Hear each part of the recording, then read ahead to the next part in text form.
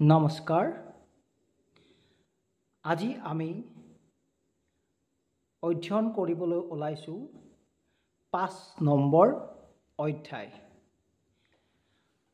আগৰ অধ্যায়ত আমি শিকিছিলোঁ বা আমি চৰ্চা কৰিছিলোঁ নক্ষত্ৰসমূহৰ অধিপতি গ্ৰহসমূহ, অৰ্থাৎ নক্ষত্ৰসমূহে কোন গ্ৰহৰ স্বামিত্ব প্ৰদান কৰিছে।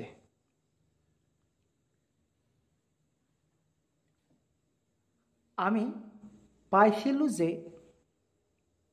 একোটা গ্ৰহৰ 3টাকৈ নক্ষত্ৰৰ স্বামিত্ব পাইছে। তাৰ পাছত আমি পাইছিলোঁ যে কেতু, শুক্ৰ, ৰবি, চন্দ্ৰ, মংগল, ৰাহু, বৃহস্পতি, শনি আৰু বুধ এনেকৈ 27টা নক্ষত্ৰ 3টা ভাগ কৰি 9টা ভাগৰ একাদিক্ৰম কেতু, শুক্ৰ, ৰবি, চন্দ্ৰ, মংগল, ৰাহু, বৃহস্পতি, শনি, বুধ প্ৰতিটো ক্ষেত্ৰত এনেকৈ 9টা গ্ৰহক আমি নক্ষত্ৰসমূহক 3টা ভাগত ভাগ কৰি এই একাদিক্ৰমে গ্ৰহসমূহ বহুৱাইছোঁ। আৰু এইখিনি অতি দৰকাৰী কথা, আমি মনত ৰাখিবই লাগিব। কিয়নো এইবোৰ আমাক যেতিয়া আমি কোনো জাতকৰ দশা মহান্তৰ দশা উলিয়াম, তেতিয়া এইবোৰ আমাৰ অতি প্ৰয়োজন হ'ব। এতিয়া কথা হ'ল যে নক্ষত্ৰৰ আমাৰ প্ৰয়োজনীয়তা কিমান। তেতিয়াহ'লে আমি ক'ব লাগিব যে নক্ষত্ৰৰ প্ৰয়োজনীয়তা সৰ্বাধিক, আটাইতকৈ বেছি।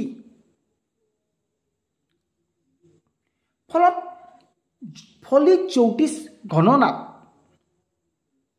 নক্ষত্ৰৰ বিচাৰ অতি গুৰুত্বপূৰ্ণ। যেতিয়া জাতকৰ কোষ্ঠীত গণ নিৰূপণ, জাত পুৰুষ নিৰ্ণয়, কৃপাপৃষ্ঠ নিৰ্ণয়, নৱতৰা নিৰ্ণয়, সন্নাৰী চক্ৰ নিৰ্ণয়, অস্থি নিৰূপণ, অষ্টোত্তৰী আৰু বিংশোত্তৰী দশা নিৰ্ণয়ৰ ক্ষেত্ৰতো নক্ষত্ৰৰ প্ৰয়োজনীয়তা অধিক। আৰু দেখা পাওঁ যে ছোৱালীৰ আদ্য ঋতুত যোগ বিচাৰ, বিবাহৰ জোৰা চোৱাত জনি বিচাৰ, যাত্ৰাত দৃকশূল বিচাৰ আদি শুভ অশুভ সকলো কামৰ ক্ষেত্ৰত নক্ষত্ৰ চোৱা হয়। গতিকে নক্ষত্ৰ আমাৰ বাবে অতি দৰকাৰী। সেয়ে পুনৰাই কৈছোঁ যে নক্ষত্ৰসমূহক আমি একাদিক্ৰমে মনত ৰাখিবই লাগিব।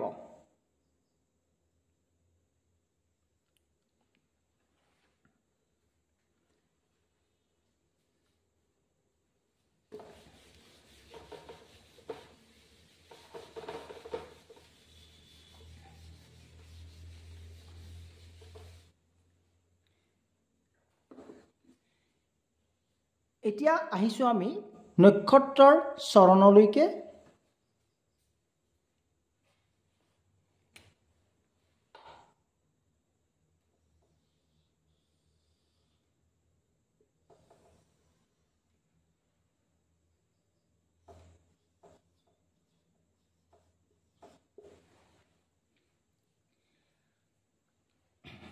আমি কৈছিলোঁ যে এক নক্ষত্ৰৰ মান কিমান?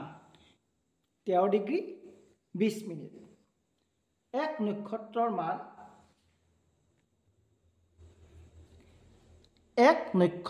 মান 13 ডিগ্ৰী 20 মিনিট আৰু এক নক্ষত্ৰত 4 চৰণ থাকে।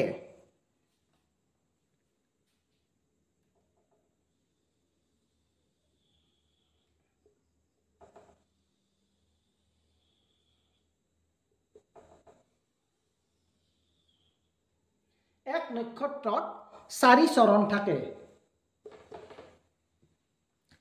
গতিকে যদি আমি 13 ডিগ্ৰী 20 মিনিটক 4টা ভাগ কৰোঁ, এটা ভাগত কিমান পৰিব? আহকচোন গণিতৰ সহায়ত চাওঁ।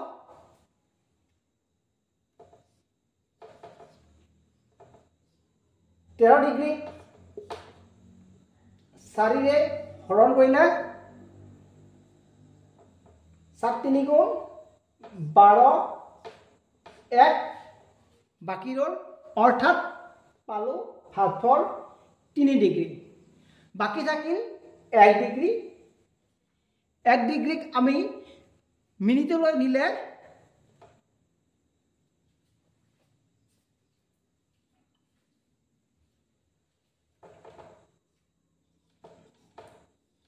60 মিনিট আৰু এফালে আছে আপোনাৰ 13 ডিগ্ৰী 20 মিনিট, অৰ্থাৎ 20 মিনিট 80 মিনিট। 4ৰে হৰণ কৰিলে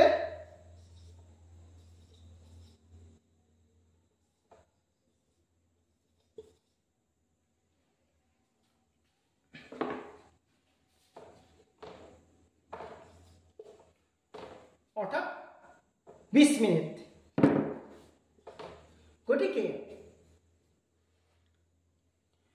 গতিকে এক চৰণৰ মান 3 degree 20 minute. 3 degree 20 minute. 3 degree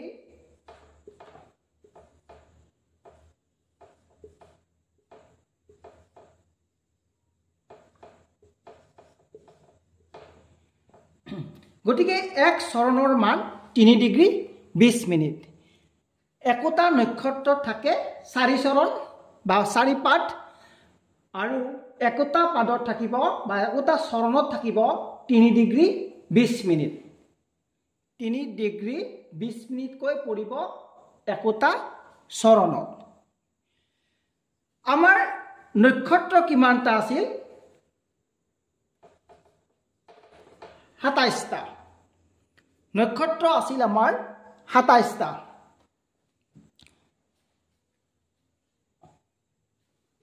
অকমান সাফ কৰি লৈছো।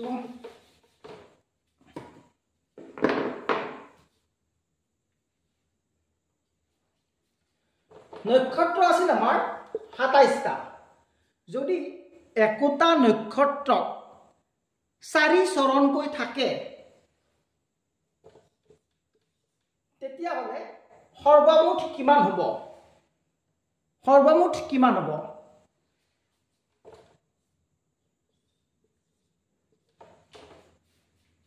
108 108। গতিকে নক্ষত্ৰৰ যদি আমি চৰণলৈ লৈ যাওঁ, কিমান চৰণ থাকে সৰ্বমুঠ? 108 চৰণ। এইখিনিতে আমি যদি অকমান ভাবি লওঁ 108 চৰণক এটা জানিবলগীয়া কথা আমাৰ মনলৈ আহে যে আমি কোনো মন্ত্ৰ বা কোনো মালাত মন্ত্ৰ জাপ কৰোঁতে আমি কিমান বাৰ কৰোঁ? 108 বাৰ কৰোঁ। কোনো মালা বা কোনো মন্ত্ৰ জাপ কৰোঁতে আমি 108 বাৰ কৰোঁ। 108 টাইমছ 108 বাৰ কৰোঁ। আৰু এতিয়া চাওক 27 multiply 4 equal 108। অৰ্থাৎ ইয়াত চাওক মন্ত্ৰ বা মালা জপ কৰোঁতে আমি কৰোঁ 108 বাৰ গতিকে চাওক যে কি নক্ষত্ৰ 27টা আছিল যে ইয়াৰ শূন্যৰ পৰা এনেকৈ আৰম্ভ কৰি কৰি পুনৰ আকৌ এই ঠাইলৈ আহি যাওঁতে আপোনাৰ 108 চৰণ লাগে গতিকে 108 বাৰ আমি মন্ত্ৰ বা জপ কৰোঁ 108 বাৰ আৰু এটা যদি আমি চাবলৈ যাওঁ আপোনাৰ গ্ৰহ 9টা ৰাশি কিমানটা 12টা 9 12 গুণ 108 যদিও এইটো শাস্ত্ৰমতে নহয় কিন্তু এইটো সম্পূৰ্ণ বেদাংগমতে শুদ্ধ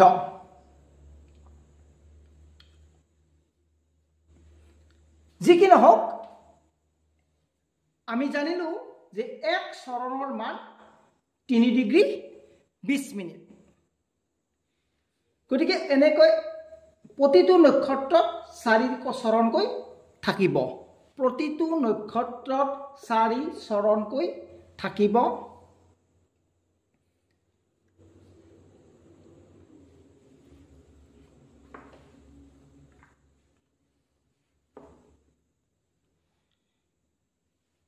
কোনো জাতকৰ নাম সমূহ আমি এই নক্ষত্ৰৰ চৰণসমূহ চাই দিওঁ যেতিয়া এই জাতকজনৰ আদ্যক্ষৰটো কি পৰিব নক্ষত্ৰৰ চৰণ অনুসাৰে আমি দিওঁ ৰাশি 12টা ৰাশি 12টা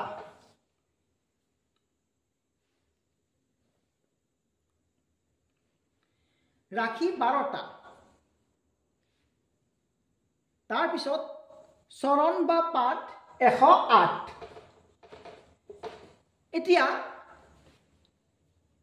আমাৰ মনলৈ কি প্ৰশ্ন আহিছে যে একোটা ৰাশিত কিমান চৰণকৈ পৰিব হয় নে নহয় কিয়নো ৰাশি হৈছে 12টা চৰণ হৈছে 108টা 108 ক'ৰ পৰা পালো যে 27টা নক্ষত্ৰ এক নক্ষত্ৰৰ মান 3 ডিগ্ৰী 20 মিনিটকৈ গতিকে 27টা নক্ষত্ৰত 108 এতিয়া ৰাশি হৈছে 12টা চৰণ হৈছে 108টা গতিকে এটা ৰাশিত কিমান চৰণকৈ পৰিব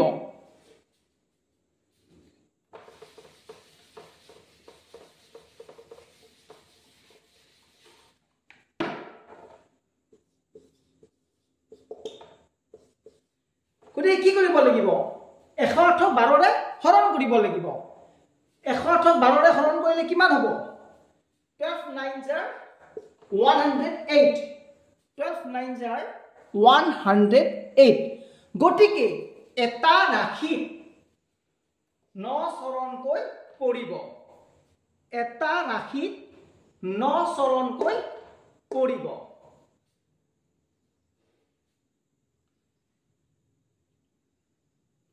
আকৌ এবাৰ কৈছো পুনৰাই এক নক্ষত্ৰৰ 4 চৰণ গতিকে 27 নক্ষত্ৰৰ 108 চৰণ ৰাশি হৈছে 12টা আৰু চৰণ হৈছে 108টা 108টা চৰণ আমি ক'ৰ পৰা পালো যে একোটা নক্ষত্ৰৰ 4 চৰণ গতিকে 27টা নক্ষত্ৰৰ 108 চৰণ যদি 108 চৰণক কি কৰিছে 12টা ৰাশিয়ে আবৰি ধৰিছে গতিকে যদি 12টা ৰাশিত 108 চৰণ হয় এটা ৰাশিত কিমান চৰণ হ'ব গতিকে আমি কি কৰিছো 108ক 12ৰে ডিভাইড কৰিছো আৰু ডিভাইড কৰোতে আমি পাইছো 9 গতিকে এক ৰাশিৰ সৃষ্টি হয় আপোনাৰ 9 চৰণলৈ 9টা চৰণৰে এটা ৰাশিৰ সৃষ্টি হয় আমি এই অধ্যায়ত চৰণ তথা পাঠ সম্পৰ্কে কিছু চৰ্চা কৰিলোঁ। আমি যদি যৌতিক চৰ্চা কৰি থাকিব বিচাৰোঁ, আমাৰ এই চেনেলটোত থকা প্ৰতিটো অধ্যায়ক প্ৰথমৰ পৰাই ভালদৰে চাব লাগিব একাদিক্ৰমে। তেতিয়াহ'লে আমি যৌতিক চৰ্চা কৰিব পাৰিম আৰু আমি যৌতিক চৰ্চা কৰি সঁচাকৈয়ে নথৈ আনন্দিত হ'ম। গতিকে আপুনি এষ্ট্ৰো লৰ্ড শ্ৰীৰাম ইউটিউব চেনেলটোৰ লগত সক্ৰিয়ভাৱে যাতে জড়িত হৈ থাকে।